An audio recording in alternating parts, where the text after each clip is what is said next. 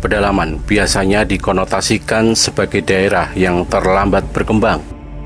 Malang memiliki keunikan tersendiri karena sebagai daerah pedalaman, kawasan ini sama sekali tidak tertinggal.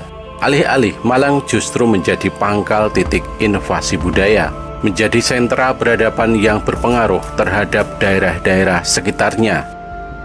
Sebagaimana diteorikan oleh ahli sejarah Arnold Toynbee pada tahun 1988, hal ini terwujud karena masyarakat yang tinggal di dalamnya mampu mengembangkan potensi dan peluang yang ada secara tepat guna, sehingga memberi kemanfaatan. Keberhasilan mengembangkan potensi ini melahirkan tantangan baru yang ternyata juga berhasil diatasi dengan baik. Demikianlah urutan ini berlaku.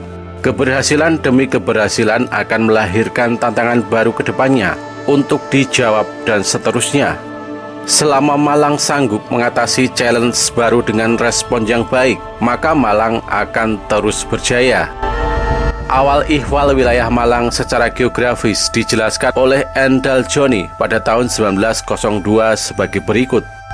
Wilayah Malang Raya pada awalnya merupakan suatu danau purba. Danau Purba Malang terbentuk melalui rangkaian peristiwa vulkanik berupa letusan dahsyat gunung api maha besar yang semula berbentuk strato. Eksplosi tersebut mengakibatkan hancurnya kemuncak gunung api. Lama-kelamaan ujung atas lubang kepundanya tersumbat dan terbentuklah cekungan dalam atau kaldera maha besar di puncak kerucutnya. Pada masa awal hingga pertengahan Pleistosen, cekungan ini masih ganas dan belum bisa dihuni makhluk hidup karena lingkungannya dipenuhi dengan aliran lava dan lahar dingin akibat aktivitas vulkanik Gunung Kawi, Gunung Arjuno, dan Semeru Purba. Pleistosen adalah suatu kala dalam skala waktu geologi yang berlangsung antara 2.588.000 hingga 11.500 tahun yang lalu. Menjelang akhir masa Pleistosen, sejumlah gunung api purba di Jawa seperti Penanggungan, Anjasmara, Arjuno, dan Kawi Butak mati. Tinggallah Gunung Kelut, Gunung Semeru, dan Welirang yang tetap bertahan sebagai gunung berapi aktif. Pada masa selanjutnya, cekungan dalam itu terisi air hujan melalui lereng gunung di sekelilingnya, sehingga terbentuklah rawa-rawa purba. Rawa-rawa purba berangsur-angsur berubah menjadi danau purba yang dinamai Danau Purba Malang. Igir-igir Danau Purba Malang tersebut kini berwujud gugusan gunung-gunung yang mengepung Malang, yakni Gunung Welirang, Gunung Anjasmara, Gunung Arjuno, Gunung Kawi, Gunung Tengger, Gunung Semeru, dan Pegunungan Kapur Selatan. Saat Danau Purba Malang belum mengering, palung berantas yang melintasi wilayah kota Malang berada di dasar Danau Purba. Atas Danau Purba Malang berubah menjadi daratan yang disebut Dataran Tinggi Malang, sebagaimana keberadaannya sekarang. Gerakan endogen Gunung Api Arjuno, Gunung Welirang, Gunung Kawi, dan Gunung Semeru Purba mendangkalkan bahkan mengeringkan Danau Purba Malang karena timbunan lava dan lahar yang mengalir ke dalam cekungannya. Proses pengeringannya dipercepat oleh pematusan lewat aliran Sungai Brantas ke arah selatan, yang kemudian berbelok ke arah barat menuju Teluk Dalam antara Blitar Kediri hingga Delta Brantas. Dataran Tinggi Malang adalah dasar danau purba yang amat luas, yang bagus untuk dijadikan areal hunian karena memiliki lahan yang subur. Malang Raya terhitung berada dalam wilayah pedalaman Jawa jika ditilik dari jalur lalu lintas selat utama pantai utara Jawa. Sisi selatan Jawa memang samudra Indonesia yang luas, namun kawasan perairan itu sejak masa lalu hingga sekarang belum merupakan jalur lalu lintas yang utama. Malang ibaratnya berada di pusat sebuah cawan yang besar. Ia relatif terkurung oleh hambatan alam atau natural barrier berupa gunung dan pegunungan. Pada sub-area utara berderet 4 gunung tinggi, yaitu Anjasmara, Welirang, Arjuno, dan Bromo Tengger. Pada sub-area timur terdapat Gunung Semeru.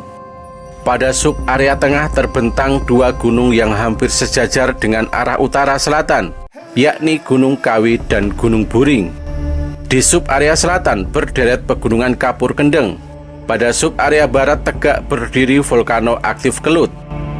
Beruntung meskipun relatif terkurung, terdapat akses keluar masuk dari dan ke Malang Raya melalui lembah dan celah antar pegunungan sebagai perlintasan.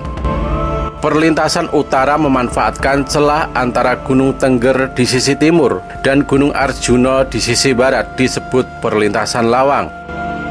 Perlintasan timur memanfaatkan celah antara Gunung Semeru di utara dan Pegunungan Kapur di selatan. Perlintasan selatan memanfaatkan celah antara Gunung Kawi di sisi utara dan Pegunungan Kapur di selatan. Perlintasan barat berada di celah Gunung Welirang di sisi utara dan Gunung Kawi di sisi selatan.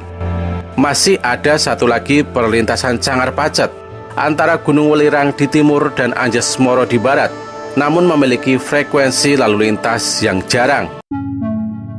Jalur darat di kelima perlintasan tersebut adalah jalur purba yang telah marak dipergunakan sejak zaman Hindu-Buddha dengan tanpa atau sedikit perubahan detail jalurnya sampai kini. Oleh karena itu dapat dipahami bila terdapat banyak peninggalan arkeologis di sepanjang jalan purba dan percabangan-percabangannya tersebut. Di antara perlintasan-perlintasan di atas, perlintasan Lawang adalah yang utama karena merupakan akses ke Pasuruan yang memiliki pelabuhan pada Muara Kaliporong, serta Surabaya yang memiliki pelabuhan Hujung Galuh pada Muara Kalimas. Prasasti Tembaga Katiden II atau juga disebut Prasasti Lumpang bertarik tahun 1317 Saka menyiratkan pendayagunaan Lawang sebagai gerbang utara dengan menyebutkan suatu jenis pajak bernama Jalang Palawang yang artinya semacam pajak retribusi jalan.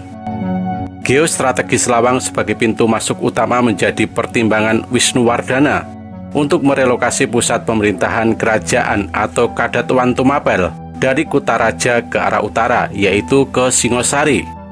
Hal ini berkaitan dengan perubahan orientasi politik kerajaan Tumapel ke arah eksternal pada masa Wisnuwardana dan Kertanegara untuk kepentingan integrasi Jawa yang dinamai Cakramandala Jawa maupun integrasi Nusantara yang dinamai Cakramandala Nusantara yang membutuhkan akses jalan menuju ke laut.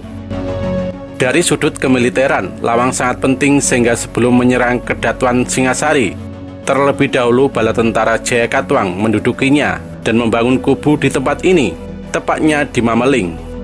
Pemerintah Hindia Belanda bahkan membangun tangsi militer di Lawang Singosari untuk mengamankan Malang Raya. Gunung-gunung tinggi dan aliran sejumlah sungai membuat kawasan Malang terlindung secara alamiah, sehingga bisa dipahami bila sejumlah kerajaan menjadikan tempat-tempat tertentu di kawasan Malang Raya sebagai pusat pemerintahannya atas pertimbangan keamanan. Kerajaan Kanjuruhan pada abad ke-8 Masehi yang merupakan kerajaan tertua di Malang Raya bahkan di Jawa Timur menjadikan lembah sisi timur Gunung Kawi yang terlindungi oleh aliran Kali Metro di sisi utara dan timur sebagai kadatuannya. Pada masa selanjutnya sesuai yang termaktub dalam Prasasti Turian pada tahun 929 Masehi, ketika pusat pemerintahan Mataram dipindahkan dari Jawa Tengah ke Jawa Timur, Empu Sendok menjadikan Tamwalang di sisi utara aliran Brantas sebagai kadatuannya. Pasca tahun 940-an, kadatuan Mataram dipindah lagi ke Midle Brantas di daerah Jombang. Menurut perhitungan Empu Sendok, kawasan Malang dipandang tepat sebagai Terukfal basis, yakni basis pengunduran diri untuk konsolidasi dari kadatuan lama di Jawa Tengah. Tercatat, pertimbangan Terukfal basis kelak juga menjadi kalkulasi Trunojoyo, Untung Suropati, serta Laskar Pangeran Diponegoro untuk mengundurkan diri, memulihkan diri dari kekalahan, menyusun kembali kekuatan, dan menjadikan Malang sebagai daerah basis perlawanan.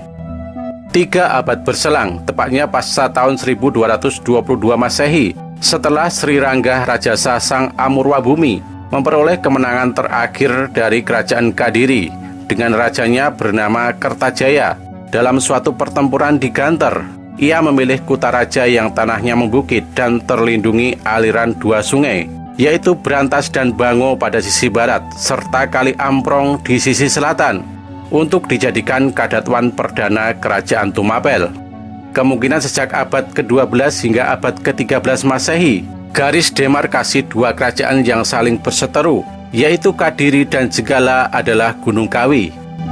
Ngantang yang berada di tengah keduanya tercatat dua kali menjadi ajang pertempuran atau palagan, yaitu palagan bagi kemenangan Kadiri Panjalu yang dalam prasasti Hantang diabadikan dengan semboyan Panjalu Jayati, dan juga sebaliknya menjadi palagan bagi kekalahan Kadiri pada tahun 1222 Masehi.